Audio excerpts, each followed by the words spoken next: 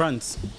Yeah, the defending champions, two-time winners. Are we going with Ali Le Bleu or they are coming home? I've watched this French team. Yes, they are stuck with. Ooh, they're stuck with so many talents. They've lost some, but you can't really realize it because they are. You may not talk about Paul Pogba and N'Golo Kante, but still they take a lot away from the team. Their experience, the experience counts a lot for this French national team. If you watch the French national team in the UEFA Nations League, they had one of the worst campaigns this year in the Euros as well. It wasn't so much the French team that won the World Cup. So they are not playing so well. But listen, you cannot count them out. Cannot count them out. I don't know what you think. In saying all of this, you also remember the curse of the defending champions from 2002. Only Brazil that did it in 94, but 98 were able to go to the final. 2002, France was stunned by Senegal. 2006, Brazil again. They are the only ones who win. Of course, 2010, you saw the disgrace that also came with the eventual finalist France. The way they went out. 2014, you know what happened to Spain. 2018, you see what happened to Germany. So this curse of defending champions. And I see a similar trajectory with France because after winning the World Cup in 2018, things have not really gone on well for them, save the Nations League that they were able to win with Benzema returning. But apart from that, there have been a little bit of uncertainties with the team, a few rifts. I see Pogba's absence as a blessing in disguise because with the issues that came with and his brothers and Mbappe. But like you said, they have a pretty good team. It's a well-balanced team, an experienced goalkeeper. The back line is so concrete. You come to the midfield, Tchouaméni is in the form of his life. You can talk of Camavinga, young ones coming in the up front. The least said the Let better. me run by you, Dave, the squad. So the French team, Raphael Varane, Lucas Hernandez, Benjamin Pavard, Upamecano, there is Alexis Desassi, there's Jules Koundé, there is Theo Hernandez, Ibrahim Kanouté, there's William Saliba. Arsenal fans are excited. There's Edward Camavinga, you see Fofana, there's Tchouaméni, there's Guendouzi, there's Adrien Rabiot, and there's Verretou. And there's for the forwards, there's Karim Benzema, Olivier Giroud, Antoine Griezmann, Kingsley Coman, Marcus Thuram, we spoke about him off air. There's Ousmane Dembele, Kylian Mbappe, and Randall Kolo Muani. He's replaced Christopher Nkunku, who just got injured. This is a team that is stuck with a lot of talent. The Sam has always favored a 3-4-1-2 formation in most of his games, where he would play, a holding midfielder in either Camavinga or Tchouaméni. He prefers Tchouaméni. Then he will line up with three other, central midfielders who are very creative with the ball. Then one more or less decoy striker in Antoine Griezmann, then two forwards in either Olivier Giroud and Kylian Mbappe. That's been his preferred. Karim Benzema. Or Karim Benzema. But I think that Olivier Giroud will start from the bench. So Karim Benzema, Kylian Mbappe, that attack is dangerous. But I feel, you look at this French team, they would miss Pogba and Kante. They will. They will definitely miss them. Experience and creativity. That could either be the Achilles heel. Both started the final in 2018 and then the engine room of which France went on to do so many things. If with their absence, those are big boots to fill for both Tchouaméni and Eduardo Camavinga. Those are very big boots to fill. Either way, it could be their breakout season where they could go on to do amazing things at the World Cup, or it could be a season where they would live to regret, because the World Cup is the biggest of all stages for every player. It's a dream to play there, but it's one thing having a dream and it's another thing rising to the occasion. Tchouaméni so far has stepped up to the occasion. He stepped into Real Madrid on an occasion where he had to fill big boots. That's and true. So far, he's done excellently. I feel he will be able to do the job. But if France are going to do anything at this World Cup, if they are going to avoid the defending champions case, which Percy pointed out, it would have to start from that midfield. Yeah. If they find the right combination, they would go on to do things. Let's look at who are the players you expect to be the standout players for this French national team? Obviously, Ballon d'Or holder, we expect Karim Benzema. You see, since 2014, he was out. Give us your top 3 players. Kylian Mbappe, Karim Benzema, and Chouameni. Top 3. I would align with him. Probably the only exception would have to be Kylian Mbappe. Why? There's nothing new he will do again. Okay, so I think that I'll go for Karim Benzema. This will be an excellent World Cup campaign for Chouameni. I'm looking out for, Benjamin Pavard. He's one of those unsung heroes in that, French national team. And the Hernandez brothers. Yes, yeah. And any of the Hernandez brothers. So, but you don't think that the French national team will suffer the defending champion case? I think it's a possibility based on what has been happening. Anyway, Germany. They suffered the curse in 28. In 28. Germany. They've come back this time around with a blend of new talent. Fresh talent. From the 26 they've named, only 4 were members of that winning team. So let me help you out with the team. So there's Manuel Neuer, there's Kevin Trapp, there's Ter Stegen, there's most of the players a lot of people know: Antonio Rudiger, Matthias Ginter, Christian Gunter, there's Nicolas Sule, there's Lucas Klosterman, there's Kilo Kerr, there's David Rome, there's Amel Bella Kochap, there's Nico Slobek, Thomas Müller.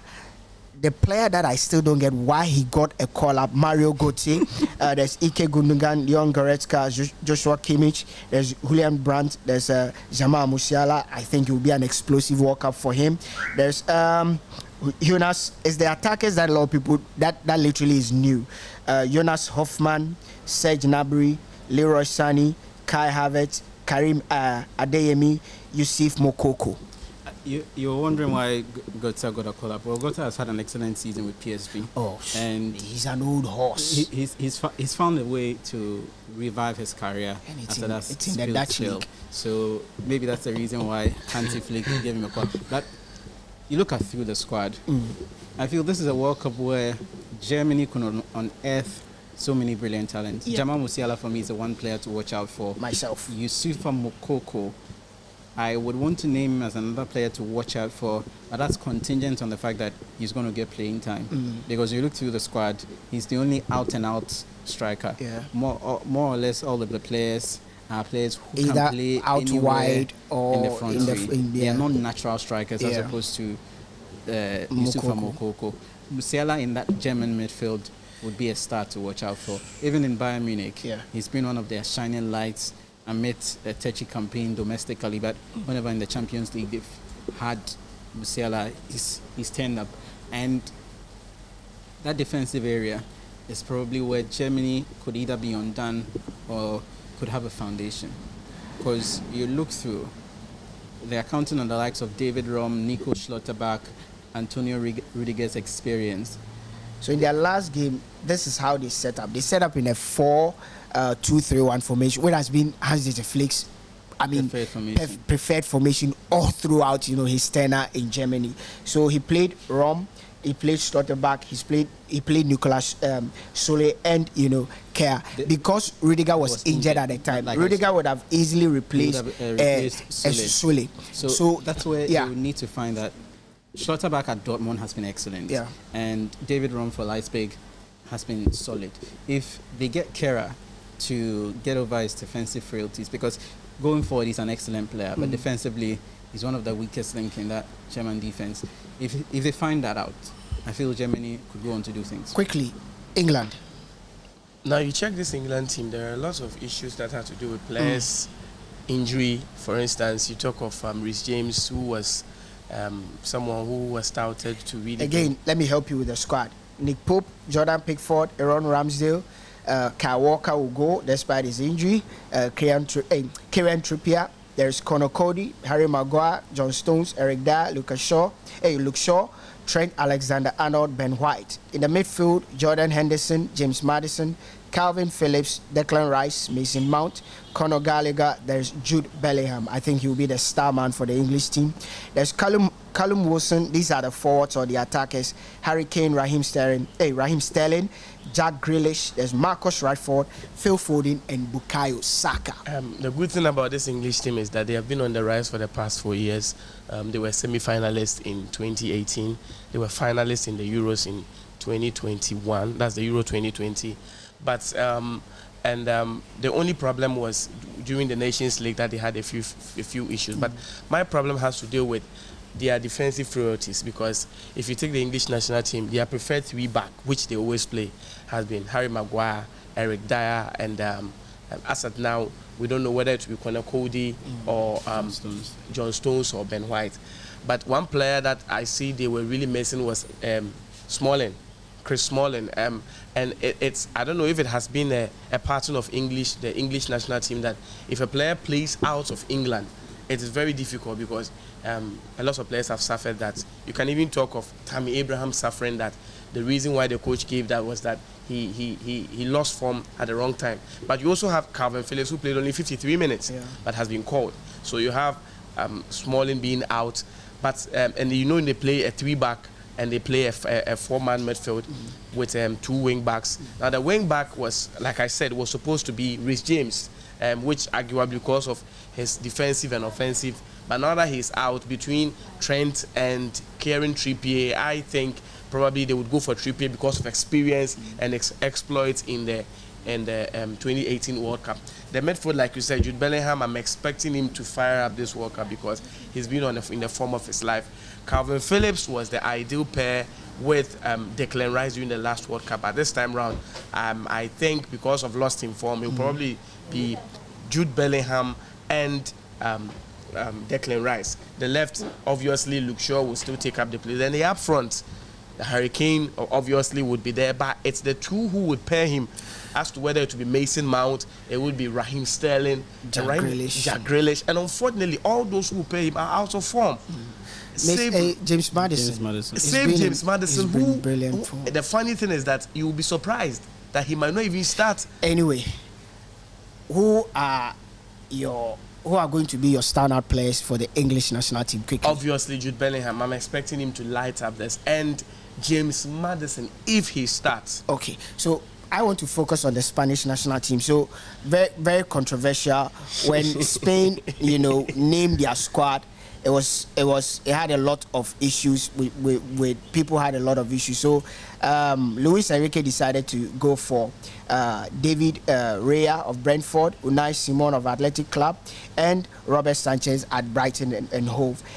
Cesar Azpilicueta, Jordi Alba, Daniel Cavalla, Jose Gaya Valencia, Aymeric Laporte Man City, Pau Torres Villarreal, Eric Garcia Barcelona, Busquets, Koke, Marcos Llorente, Dani Olmo, Rodri, Carlos Sola of PSG, Yermi Pinto of Villarreal, Pedri, Hugo Gilman of Valencia, Pablo Gavira, what we all know him as Gavi.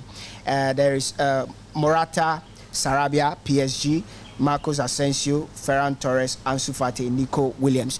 My disappointment is there's no Iago Aspas.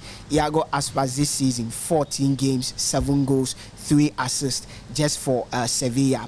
He's the Celta Vigo. He's the all-time leading goal scorer, a Spanish goal scorer in the last 5 years.